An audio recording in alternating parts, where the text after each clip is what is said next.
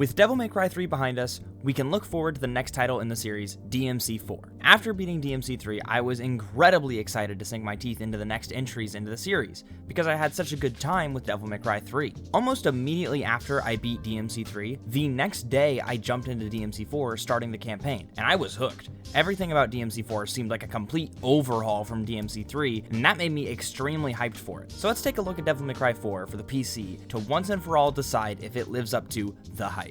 Now, just like in my review of 3, I am hesitant to get too into the story here, as I dedicated most of my efforts to really understanding the gameplay and the visual elements of the series.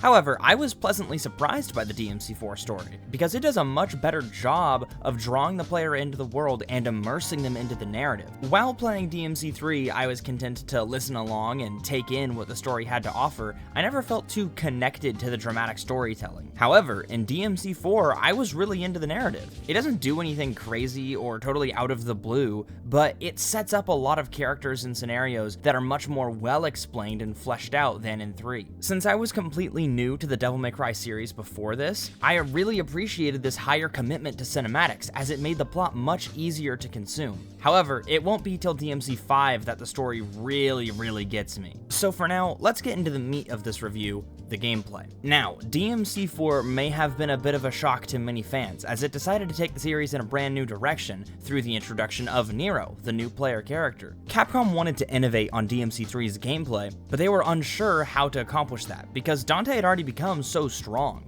Due to their hesitation to power up Dante even more, they decided that for gameplay reasons, it would be best to start fresh with a new player character who is weaker than Dante. This was done in order to inject a sense of power scaling into the game that won't become ridiculous in scale. By introducing Nero, they were able to start with a blank slate from which to build upon, and they didn't have to worry about adhering to Dante's established powers and skills. Now, let's be clear. Capcom is not the first studio to introduce a new main character in one of their sequels, and they knew this better than anyone. Having seen the fan reaction to Konami's Metal Gear Solid 2, executives at Capcom feared that players would reject DMC4 on principle if Dante wasn't present. This decision led to the split gameplay that we see in DMC4 between Dante and Nero, with Nero leading the first 10 missions and then handing the story over to Dante for the latter 10. In their eyes, this was a surefire way to reap the benefits of adding a new protagonist, but not risk alienating pre-existing fans due to the new focus. And if I'm honest, it works really well here. The gameplay in DMC4 is really tight.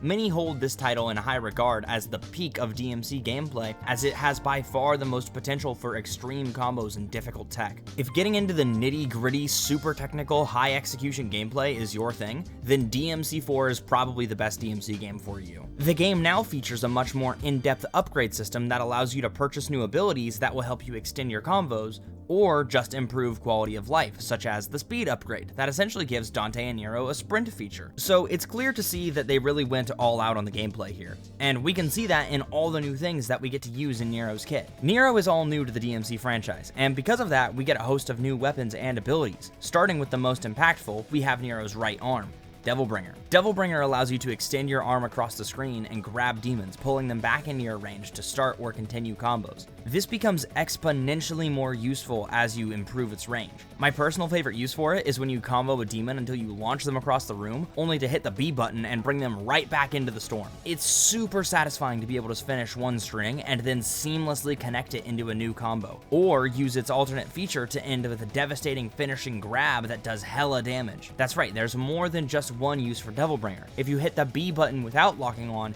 you will grow your hand and grab the enemy and throw them into a wall, dealing massive damage. I found this use for it to be particularly effective against those ice monsters that always keep their guard up. I love this feature so much because it adds a whole new layer to the combat loop. By introducing a grab, there's more depth because certain options will be covered by attacking while others are covered by grab. And this also applies to projectiles, as nearly every physical object thrown towards Nero can be caught and then returned to sender with devastating effect. I remember the first time I learned about this was when I was in the boss fight with Credo, and my friend told me to try grabbing one of his swords when he throws them. That moment where you snatch it out of the air and yeet it back to the bad guy with more power is so much fun. So between the new moves and the added layers of depth added to the combat loop, I think it's absolutely safe to say that Nero was a much welcomed addition to the Devil May Cry series, and has become an irreplaceable part of the franchise. The combat doesn't die with Nero though, as he only makes up half of the main game. The remaining 10 missions in the game belong to Dante, and while I may have just been singing all the praises of Nero, this is where the game really picked up for me. Don't get me wrong, I was absolutely digging Nero's gameplay, but Dante and Virgil are at the core of my enjoyment with this series, so anytime I get to play as one of the brothers, it's an absolute treat. Now, in terms of gameplay, Dante plays pretty similar to how he does in Devil May Cry 3, but thanks to the updated engine and new mechanics, it just feels a lot more accurate and precise than in Devil May Cry 3. Every move or input feels nice and crisp, and it doesn't feel slow at all. The speed is improved upon by the fact that Dante can freely switch styles mid-combo now. For those unfamiliar, in the base game of Devil May Cry 3, you had to pick your style at the start of the level and commit to it until you came across an upgrade statue or finished the level. That all changes here because now, simply by hitting a button on your D-pad, you can freely switch between Trickster, Swordmaster, Royal Guard, and Gunslinger mid-combo. This opens up your options to string things together just like Nero's Devilbringer, but it's less of a flowchart. When playing Nero, the combat, at least for casual players like me, tends to follow a loop where you grab them, combo them into the air, launch them, and then grab them back. Rinse repeat until they die, then move on to the next foe. With Dante, however, you have 4 unique modes that will inform how you approach any given encounter. Need to play defensive? Try Royal Guard. Need to continue your damage from afar? Gunslinger's for you. Need increased mobility to get in close and do some damage? Go for Trickster. Need air combos to get your foes off the ground? Swordmaster is your style.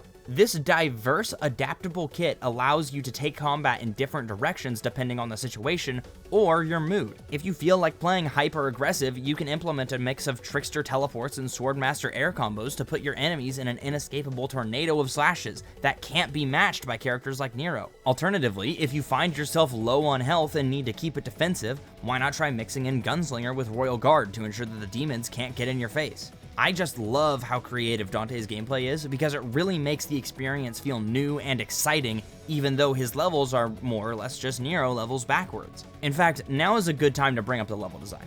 Now, I'm no developer, and I don't have a lot to say about the actual layout and design of the levels, as that really isn't my strong suit of analysis. But one thing I'm qualified to speak on is the fact that Dante's missions are just Nero's missions in reverse. So this means that half of the game is just the first half, but again. Now, like I said, due to the fact that I got to play as Dante, I wasn't too bothered by this, but in retrospect, it does feel a bit underwhelming. While it didn't outright ruin my experience, it was something that left an impression on me that I felt I had to bring up here. However, I guess I should say that it wasn't as lazy as I was expecting. My friend had told me in advance that Dante's missions were Nero's missions again, and what I expected from that was just the game from start to finish, but this time you're Dante. And I gotta say, I was pleasantly surprised when I found out that you can actually traverse through the levels backwards, seeing the effects of Nero's journey along the way. It was pretty cool to see all the things you did as Nero and how they changed the levels. Now, this is a pretty small thing, and honestly, I still would have just preferred if Dante actually had his own missions, but it could have been worse, I suppose. On the subject of what could have been worse, let's look at the visual design in Devil May Cry 4. I think that the world of DMC4 is mostly fine, if not a bit brown for my taste, but that was the style back then, so it's not a big deal. What I really have issue with here is the character designs. All of the characters seem to have taken a more modern design as approach to 3, and I think this was a bit of a misstep. None of the designs of the main cast seem as iconic as they did in DMC3. In 3, our main cast is adorned with extremely vibrant colors and striking outfits that leave a solid impression without looking silly. I can see an argument against Dante's open shirt, but it fits his personality, so I'll let that slide. But in Devil May Cry 4, their outfits seem to be a bit more understated? Maybe a bit more realistic?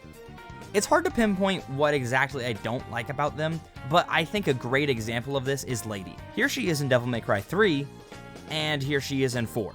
It's just not as good of a look. It feels like they were trying to lean hard into the fashion and sex appeal of the time, but as of now, in 2020, that fashion has aged extremely poorly. I prefer the much more timeless designs of 3 to these, because they're simply more visually appealing to me. However, if you really like the designs in 4, let me know in the comments below. I can definitely see the appeal, it's just not my thing. Overall, looking back on my time with 4, I really have nothing but fond memories. It really does a great job of ramping up the gameplay and the difficulty as the story moves forward, and does loads of work to make the player feel like a badass devil hunter. While I do have some issues with the aesthetic choices, I think the game looks really good for the time. And I absolutely love the addition of Nero. I think he took the series in a great direction that set the stage for the more dramatic and story-focused Devil May Cry 5. So all things considered, I once again will deem that DMC4 does indeed live up to the hype. On a scale of 1 to 10, it's a solid 8.7 out of 10. It loses minor points for poorly aged design and an overly brown color palette, but it makes up for those flaws in the excellent tight gameplay and its innovations that push the series into something better than it ever was up to this point. Hey, thanks for making it to the end of the video. Let me know what you think of this style of video as it's new to my channel. I'm trying to space these reviews out as to not flood my channel with 3 DMC videos right in a row, so expect to see the DMC5 review go up 2 weeks from today. But if you really liked the video, be sure to leave me a like so I know I'm doing something right. If you want to see more of my content, be sure to hit that subscribe button so you never miss an upload. I also have a Twitter and an Instagram if that interests you. Links to those will be below. But with all that YouTube stuff out of the way, I just want to say thanks for watching, and I hope to see you next time.